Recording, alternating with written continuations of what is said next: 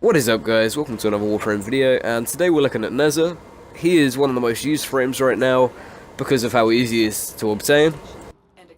And the way that you can obtain him is either from doing the sorties in one season to the next. He hasn't actually gone out of the sorties rotation yet.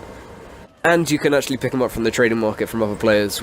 He is the first normal frame that you can actually do this with. And to my knowledge, I don't think you can do this to any other frames right now.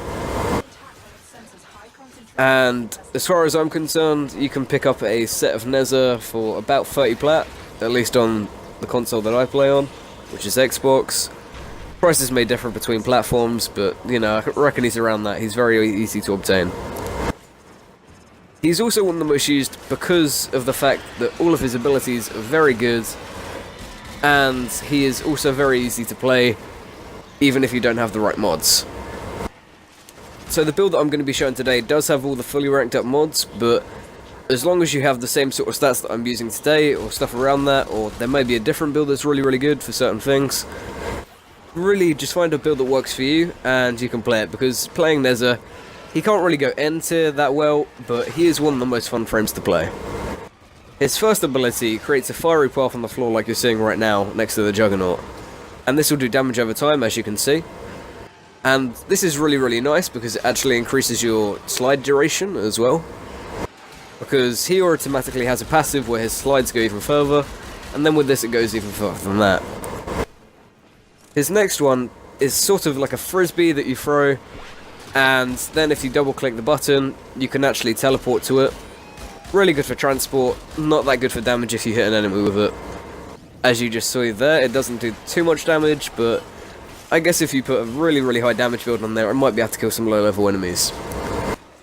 His next ability is sort of a way his iron skin. It's not quite as effective, however it works the same sort of way mechanically. The first 4 seconds of incoming damage goes onto his health, and then his health is increased by this for the duration of it being up. And then his final ability, Divine Spears, or Divining Spears, whatever it is, this actually launches enemies into the air for a certain duration, dealing damage, and this will make them vulnerable to attacks because they won't be able to move until they either get killed or their duration runs out. And this is really nice because you can actually do this to quite a big range. I would actually nearly suggest this in raids for people that don't have a Rhino or something like that, but the only problem with it is the fact that it actually does quite a bit of damage. Either way, let's get into the build. So, to start off with, we obviously have Corrosive Projection. I always go with this personally, it's just what I like. And then we have Prime Continuity, Constitution.